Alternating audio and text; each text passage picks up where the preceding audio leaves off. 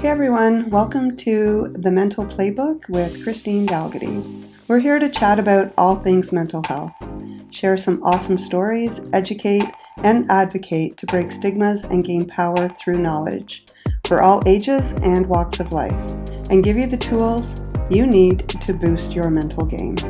So grab a coffee, get comfy, tune in, get inspired, and let's dive into some fascinating conversations. Remember, your mind is super powerful, and with the right tools and knowledge, you can master your mental playbook. And while you're doing that, take care of you. Hey everyone, Christine here. Welcome to the Mental Playbook with Christine Dalgity. Today's topic is something that many of us grapple with silently. The idea that we are supposed to stick with something that we started, even if it's no longer who we are. Whether it's a career path, a relationship, a personal goal, a habit that we've outgrown, this episode is a reminder that you're allowed to pivot, you're allowed to evolve, and you are allowed to change your mind. So I'm going to talk a little bit about, I know it sounds weird, but the psychology of pivots. Every time I say pivot, I think of Ross from Friends. Pivot, right? And I talk about it a lot in this. So if I start to giggle just on my own, that's just who I am. Anyway, the psychology of pivots. Our brains crave consistency. It's part of identity formation. But when the world changes or we change, it creates discomfort. And that discomfort is called cognitive dissonance. You've probably heard that term being thrown around a little bit. Basically, it's two truths rubbing against each other, causing friction. It's the best way, simplest way I can describe it.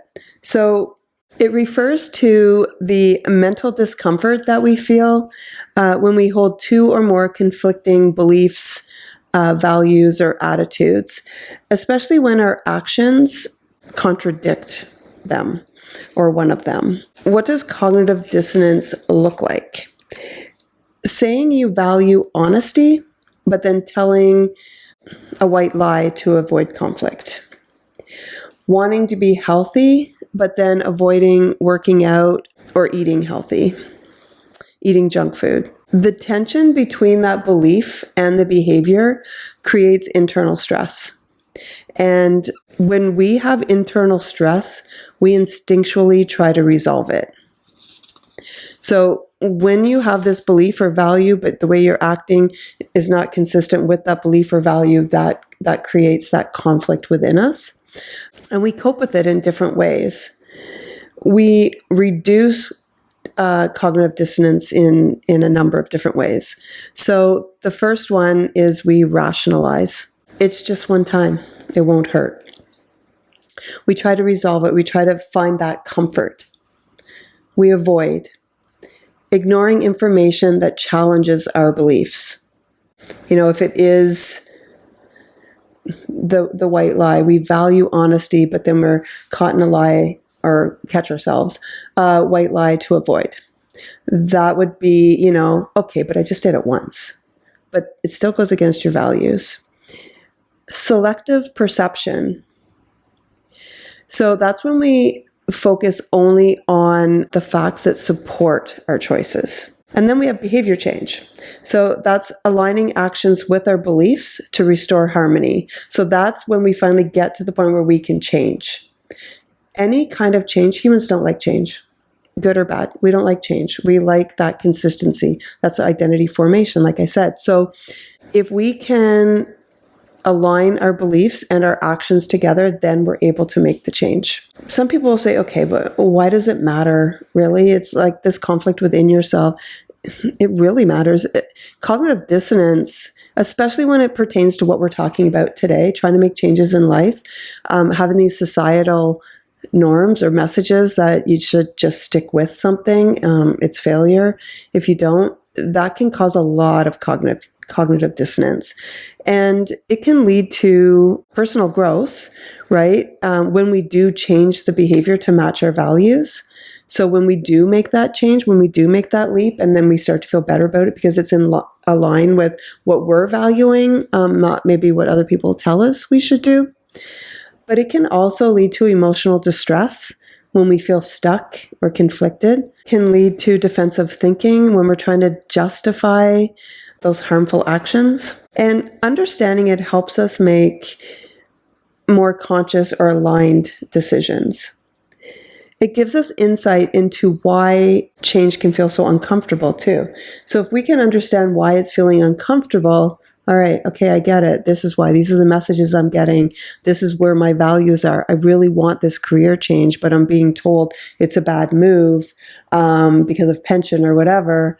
I just made 3 career changes, but I thought they were what I wanted, but they're not. But people are telling me, oh my goodness, stick to one thing. That's going to create that discomfort. But if we start to really understand it and bring it to our conscious mind, then we can make those changes. What I want you to remember is that change is actually a sign of growth, right? Not instability. How many people right now, I want you to just stop and think, how many people think that making a lot of changes in your life is instability? You know, thinking that you want to do one thing, but then deciding that, no, I think I want to do this. How many people have told you, holy cow, make a decision? You know, it must feel so unstable right now. It's not instability, it's growth. It's discovering what you truly want, and it's aligning what you truly feel, your authentic self, with your behaviors and choices. How to know when change is calling. I know for myself, I can pinpoint exactly when change was calling. Our intuition doesn't shout. It whispers. It's not like all of a sudden you get this don't do it, do this, or whatever it happens to be. It's these subtleties. Sometimes there's something big, right? That it's like, whoa, I can't do this anymore. But how long is it gone? How long to get to that point where it starts to shout? So some common cues that you're ready to pivot. Feeling drained by something that once excited you. If there is something you're like, oh yeah, this is so cool, I want to do this, and then all of a sudden you're feeling drained by it, that's a cue that you need to pivot. Daydreaming about alternatives. And remember, we often think of this stuff as careers, but it's careers, relationships, personal goals, habits, anything. Daydreaming about alternatives. How many of you have been sitting there thinking about a different career? Or maybe a different partner, right? Maybe a relationship where there's reciprocity and there's, an equal partnership. Maybe that's not what you have. So if you're doing that kind of thing, that is a cue that you might need to pivot. Emotional resistance despite external validation. So maybe, you're climbing the ladder. Maybe people are praising your efforts. Maybe you're feeling successful in whatever success means to you. But there's still that emotional resistance. There's still that sense of dread. There's still that, I don't know, right? That feeling, the feeling I'm talking about, that you get, that sometimes people describe it as, I feel like I forgot to do something. Or I feel like something's coming up and I'm not ready for it, or it's looming. A physical tension when committing to current routines. So again, it's physical tension, but I want you to, I said this in our last podcast, I want you to really pay attention to the physical sensations that you feel in certain situations. Because physical sensations are often tied to emotions and they help us make decisions. When we are reflecting, you don't make decisions based on emotion, but if you are having, you're committing to your current routines, you're going to work every day, you're doing all these things, but there's just this pit or there's just this tension that you're feeling. That's a really good indicator that you need to pivot, that you need to really consider some changes. Believe it or not, we all have shame scripts. A lot of people say, no, I don't feel shame. I do what I want to do. We all have shame scripts. Maybe you've worked through them. Maybe, again, there's toxic positivity where, if I feel that shame, then that's not a good thing. I'm supposed to just be confident in everything that I'm doing. And I don't know many people who are 100% confident and feeling good in everything that they're doing. If you are, kudos. I'm impressed. But society sells us this myth, right? That quitting is failure. Pivoting is not quitting. It's changing. We think that if we quit a job and we go to another job, or we start school and it's not really what we want and we quit it, that's failure. No, it's aligning your beliefs, your wants, your goals with your actions. It's, I'm going to talk a little bit of misalignment in a minute, and it's actually alignment, and that's a good thing. It's not failure. Staying in misalignment is the real cost, not pivoting to alignment. When you stay in misalignment, which means you persist with something that no longer fits who you are, it doesn't just cost you time. It costs you energy, clarity, emotional well-being. So let's unpack that a little bit deeper, because I think that we truly, there is a misconception of what misalignment can really do to us. The emotional and psychological cost of misalignment. So when I say it doesn't just cost you time, what I mean is, how many people have stuck with jobs for decades that they were miserable in because it had a good pension, or it had employee benefit plan that was really good, and they were miserable? There's the cost of time, right? But it's so much more than that. So the psychological and emotional cost that happens, there's chronic stress and burnout. When I say stay in a career, it could be that you stay in a school program. It could be that you stick with a choice. It doesn't have to be career, right? You stick with a choice. You stay in a relationship, whatever it may be, because that's what society tells us we should do. That's the cost of time. But the emotional and psychological, so chronic stress and burnout, you feel drained doing work or maintaining goals that they don't align with you anymore. They don't matter to you.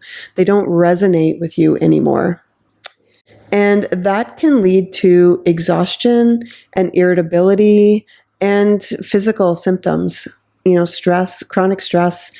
I've talked before about what stress can do to your body, and how the stress response, all the different parts of your body that it engages. So if that is going on all the time, it's going to wear some body parts out, right? It doesn't necessarily wear them out.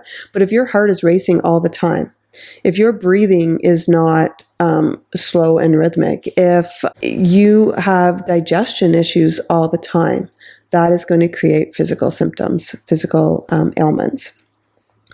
There's a loss of authenticity that happens. So when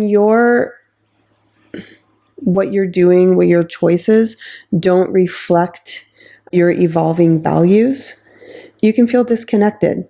You can feel disconnected from yourself. You can feel disconnected from others in relationships. It's kind of like you're performing your life and not living your life. And it can also cause resentment and frustration. So misalignment can breed resentment towards the environment, the people in that environment, all the people around you, and even yourself. We can start to resent ourselves for sticking to it, and not to what we value and believe in, not what we want to do. It can also reduce creativity and motivation. So the passion that we have for something, you may have it at the beginning, right? I'm not saying that all of these things, they weren't good at the beginning, or it's not something you wanted to do. I'm not saying you're forced to do it. What I'm saying is, I've talked previously about how we evolve, how we're supposed to evolve, we're supposed to change, and you shouldn't be the same person today that you were 6 months ago, because life happens, because changes happen. So what I'm saying is, when that passion fades, it'll fade when you're forcing to do something, you're forcing yourself to do something, meet expectations, rather than following your inspiration. Over time, this resentment, the lack of passion, can stifle any innovation that you have and joy. And then we have self-doubt and identity confusion. So I had mentioned that the consistency between our beliefs, our values, and our actions create identity formation. And so self-doubt and identity confusion. If you are staying stuck, that may blur your sense of self or your sense of identity. You might begin questioning your decisions, your abilities, your instincts. So it causes a lot of self-doubt. I have some people that say to me, I don't feel secure in the decisions I'm making. And when I ask them why, it's like, because I chose to do this and look where I am. Okay, but you chose to do that and then you evolved. So that self-doubt causes difficulties in even making decisions. The cost of misalignment, I talked about emotional, psychological time. It's not just internal. It's not just within you, right? It's relational too. So it can cause inauthentic relationships. If you're living out of alignment, your relationships are going to reflect that as well. They may reflect that too. They may feel superficial or strained. And let's say that person only know a version of you that is outdated. So somebody that you've been with for a long time, whether it's a friend or a romantic relationship, or somebody that knew you when you were younger, or whatever it may be, they only knew that version of you. Some people like that version. Especially, I've had client situations where a couple got together when they were really young, and one of them, or both of them, but let's just say one of them grew and evolved and didn't like all of the same things. Maybe they got stronger, right? Maybe they started to align with themselves. And especially if it's a narcissistic partner that they were dealing with. And I'm talking about clients that I've had, so that's why I'm using that. That partner liked that old version because they were in control. That is going to cause that person is now living out of alignment. I'm not talking about the person with narcissistic behavior, although they are too, but the other person. And so that's going to build some resentment. It's going to feel very superficial. The relationship is going to be strained. And I mean, that's an extreme case, but in any, if somebody only knows the outdated version of you, that's going to cause, you're not going to be yourself. You're not going to be your authentic self. There's also stalled growth. So opportunities will pass you by when you're stuck in what you think you're supposed to be doing, when you're clinging to what is familiar with you and not truthful, or what's familiar with you and not fruitful, right? When you are, sometimes we stay stuck because of that change, and it's easier to just keep doing what we're doing, status quo, than have to try to change. The thing is, pivoting opens doors for you. And it opens doors that you couldn't see when you're stuck. Often we look back and it's like, I wish I had have done this like 10 years ago, right? Those doors, you were so stuck, you didn't see them. What we want to do is reframe the pivot, okay? Pivoting isn't failure. It's recalibration. Let's reframe that to be like that, right? If you are changing, if you're pivoting, you're not failing, you're just recalibrating. Misalignment is costly, not because you chose wrong, because like I said, maybe it was the right for you at that moment, but you've changed, evolved life circumstances. It's costly Because staying with what was right once, but isn't anymore, can cause emotional debt. You're not allowing yourself to grow. You are allowed to evolve. You're allowed to listen to your deeper knowing and make a change that honors it. You're allowed to. So let's rewrite some inner scripts. Instead of, I worked so hard to get here though, right?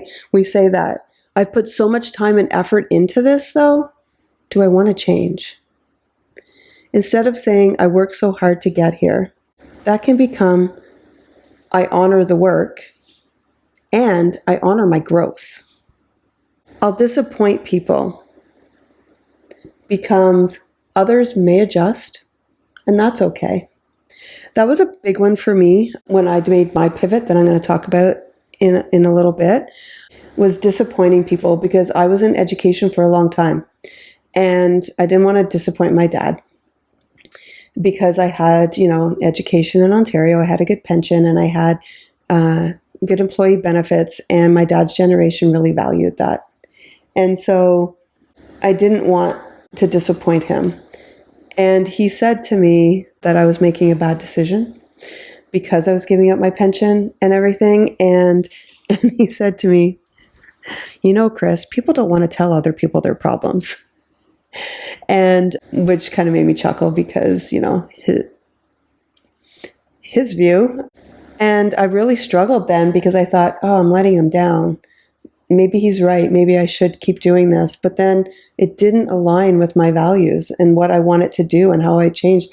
And being a psychotherapist, I was a psychologist at first, was my dream since I was 12. And so I thought, no, I love my dad. I respect him, but I'm going to do this. And the year before he passed, he's like, we were talking about how busy I was. And he goes, making that change in your life was the best thing you ever did. And I was like, yeah.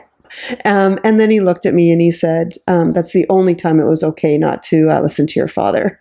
Right. So I'm glad that I, even though I didn't want to disappoint him, people will adjust. It's your life. He adjusted.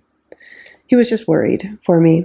The other one, I should be grateful. Change that to gratitude can coexist with desired change. You can be grateful for what you have. You can be grateful for what you've learned. You can be grateful for the years that you put into a job or a relationship or a goal, and still have a desire to change. They're not, exclusive. You can have both. I want to talk a little bit about listening to yourself. And I did mention it, earlier in this episode and mentioned it before, but I'm going to talk a little bit more about it. The body knows what the mind avoids. There are books written on this, right? Body keeps a score and that sort of thing. Your body knows what the mind avoids. Your brain protects you. That is its job.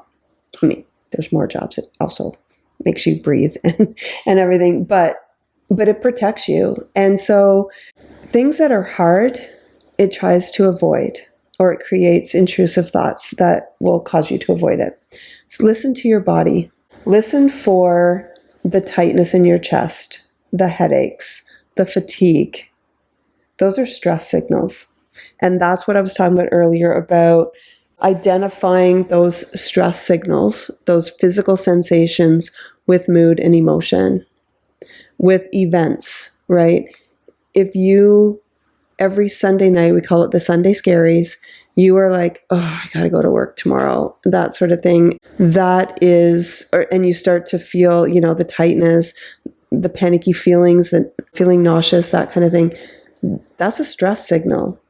That is a big cue. We need to listen to ourselves, listen to our bodies. Tightness, headaches, fatigue, nausea, muscle tension, that is stress signals. And butterflies, groundedness. So there's a difference between butterflies and anxious pit. And when people, just a little sidebar, when people have disordered anxiety and then they feel excited, they feel the exact same. And so you feel the butterflies, right? It's actually, with stress, it's actually your stomach relaxing. And because it doesn't want you to digest food, that's energy that it sees as wasted because it needs to focus on the muscles to protect you. And so people, when they have disordered anxiety and they start to feel really excited and they get the butterfly feeling, their brain says, oh no, I'm anxious, something bad's going to happen. And it's hard for them to enjoy the excitement. So focus on those butterflies. It's not nauseous, it's the butterfly feeling. A groundedness that you might feel, ease that you might feel, those are green lights. That means that the decision that you're making is going down the right path. Try some practices like morning check-ins with yourself. So let's say it is work. In the morning, check in with yourself. How am I feeling? What thoughts am I having about going to work today? How am I feeling physically? If it's a relationship, same thing. If it's a goal that you're trying to pursue and you're not sure, same thing, right? Those morning check-ins. Journal. I mention it every podcast because I'm all about journaling. Journaling is a really good way. When we write things down, it's more concrete. It's not like swirling around with all the different thoughts. So journal. Some of the questions that you might ask yourself in your journal: what no longer feels true to me right now? And what energizes me lately? So if you think about a career change, I would actually lie in bed when I was working in education and I knew that I had to leave. Was lying in bed at night, picturing myself doing this job, picturing myself doing, group work, being a psychotherapist, being on stage, talking, speaking to people about my craft and teaching people. And I felt excited about it. It really energized me. So if thinking about that change really energizes you, or you're doing little things, right? So maybe you want to become a personal trainer, and when you go to the gym and you see people doing it, it really energizes you. Anything like that, I guess. Keep note of that. Journal that. What no longer feels true to you? The politics of education no longer felt true. It was very misaligned with my values. Those were some questions that I asked myself. And that's how I came up with these questions. But I asked myself those questions when I was deciding whether to make the change. And I made the change. So they did something. Pause before making a decision. Is this decision from fear or freedom?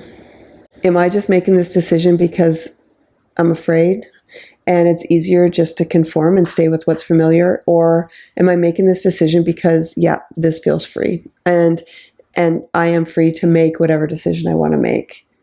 Ask yourself those questions. When you are trying to decide whether you want to pivot and you're trying to navigate the change, decide what's best for you, let's say. There's some, I like my toolkits. And so I have a pivot toolkit. And so some strategies for navigating this change. I want you to get out a journal again, or just a piece of paper, and I want you to write down some things. I want you to name the why behind the pivot. And not because I want something different. Not because I like to help people. No. Why? Why do you want the pivot?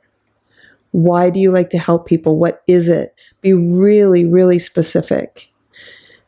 Like I've said before, if we just do a superficial why, like for, health changes, why? Well, I want to be healthy. No. That won't stick. Because you'll come up with a million excuses, right? No, why? Exactly. Dig deep for your why. And then I want you to map some possible outcomes. So fears, hopes, risks. When I have clients that come to me and they're not sure if they want to stay in their relationship or not, and sometimes I get asked, do you think I should stay? And I am not touching that with a 10-foot pole, right? I will never tell a client what to do, but I certainly will never tell a client whether to stay or leave a relationship, unless, of course, they're in danger. And I will,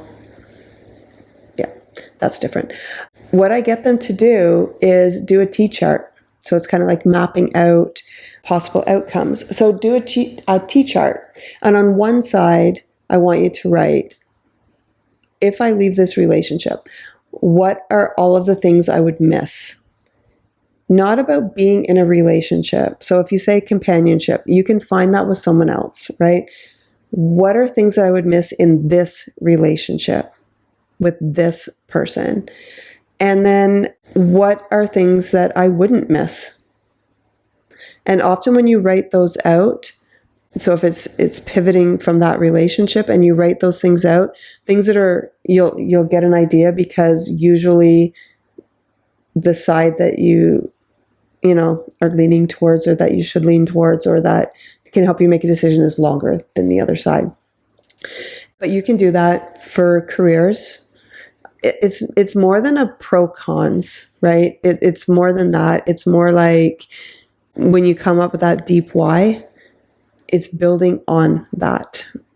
So that's how I get clients to do things. The T chart, you can map things out. You can write down all the hopes. You can do circles. You can have the change that you want, and you can put all of the reasons why you want the change, and you can put the hopes that you have with it, and you can put the fears that you have, and you can put the risks that might come up. And when you see it out and you identify all of those, it can help you make that decision.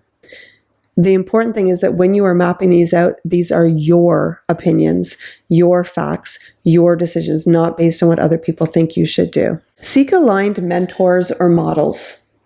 So people that you know are aligned, seek that from them, right? A mentor or a model. And I often tell my clients who are really struggling with career changes, especially when they're in their late 30s, their 40s, their 50s, 60s even, I share my story with them a little bit, and I tell them that I finally became what I wanted to be when I grew up, when I was 45 years old. So if you're in your 20s or your 30s, or I say it to young people too, like in their 20s, you don't have to make a decision right now.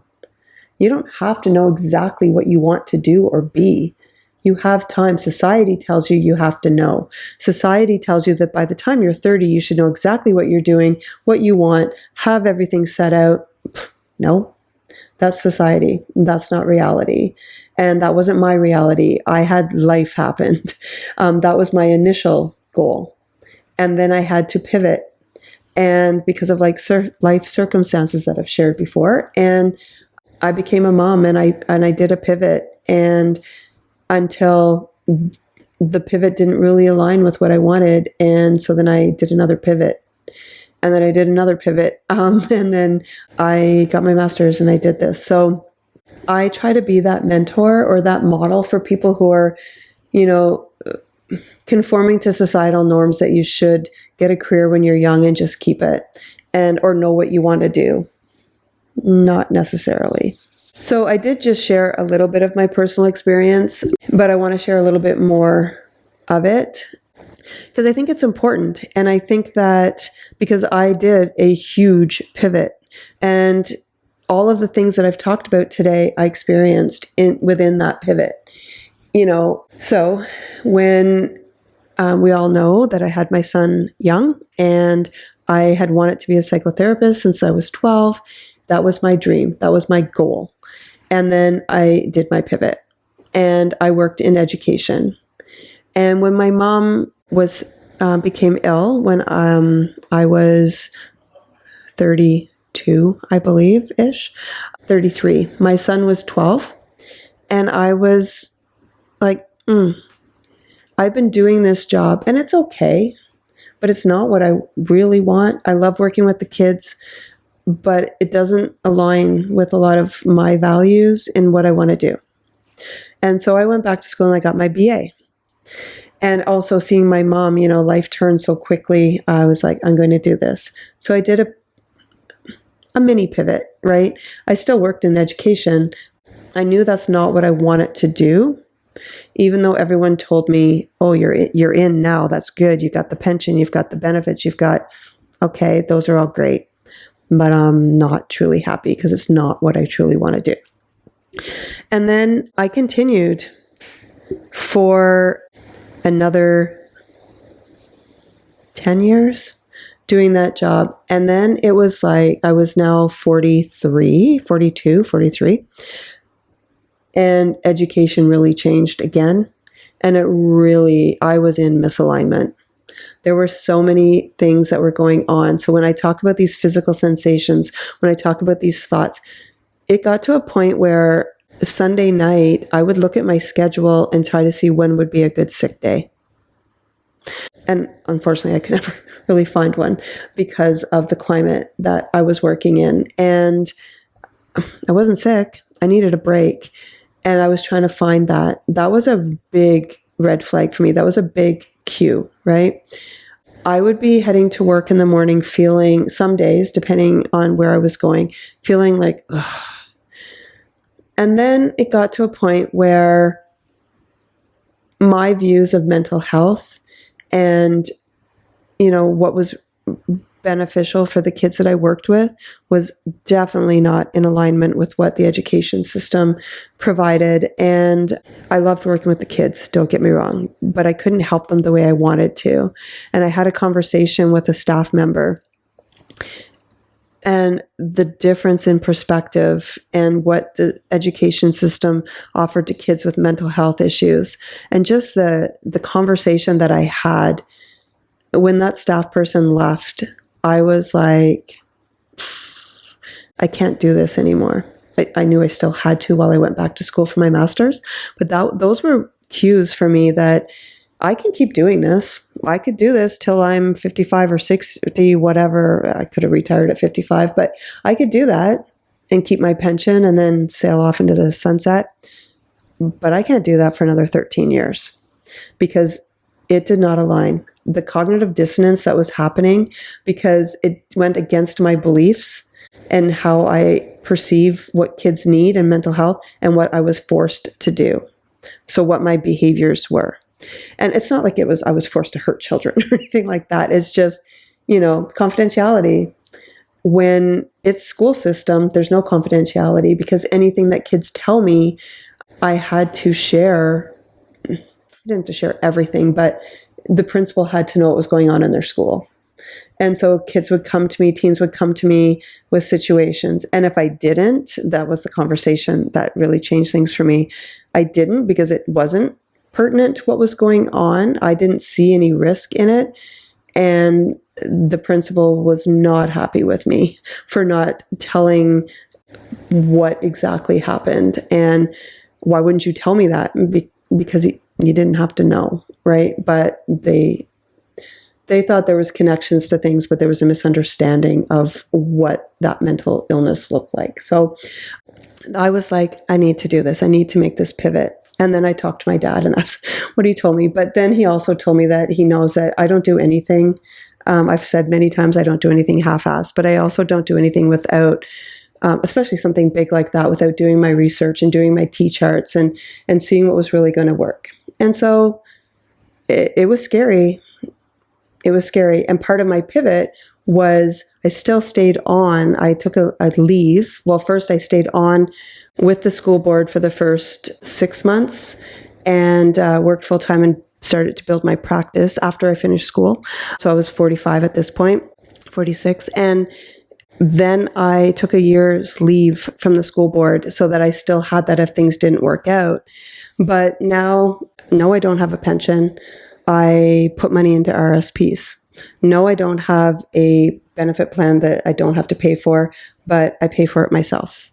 And so that pivot that I did, that change that I did, as much as everyone thought it was ridiculous at first because of what society tells us, the pressure that I felt, it was one of the best decisions I've ever made in my life. So think about that. Use me as a mentor. You don't have to know what you want to do at 25, 26, 17, choosing school and stuff. You can change it up. You can figure it out. You'll know when you feel your passion. Remember, every pivot is a vote for authenticity. Changing your mind isn't weakness, it's wisdom. It means that you're really reflecting on your values, your beliefs, and you're aligning your behaviors with those. That takes wisdom. You're not obligated to live a life that no longer fits. Just because you once said yes to it, you've changed. Maybe it was a good idea when you got into it, it wasn't, right? You're not obligated to just stay in a life that doesn't fit for you. If you've been waiting for permission, consider this episode a green light. Thank you for hanging out with me today. I truly wish that you can evaluate where you are, who you are, where you want to go. And no matter what age you are, I don't care if you are 17 or 87, pivot, step out of misalignment, and be your true, authentic self. Like I said, it was the best decision I made, one of the best.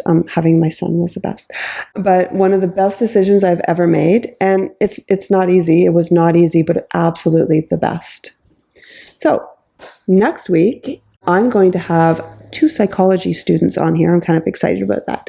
And one is a student getting her Bachelor of Arts in Psychology, her BA, and she works evenings on our front desk right now. And the other is our master's level student who is completing her practicum with us.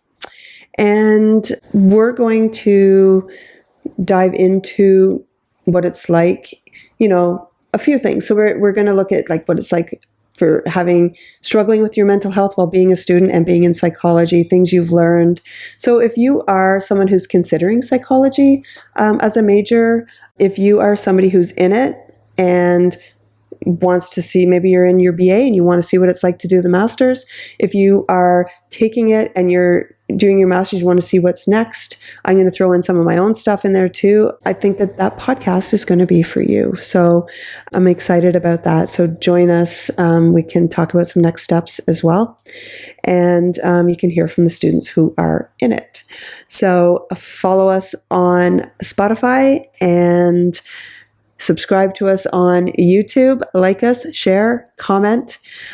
Also, if you have any questions that you want us to dive into, any topics that you want us to dive into, let us know. Send us a comment, send us a DM, and we will incorporate those into podcasts and videos. All right, no matter where you are on your journey, take care of you.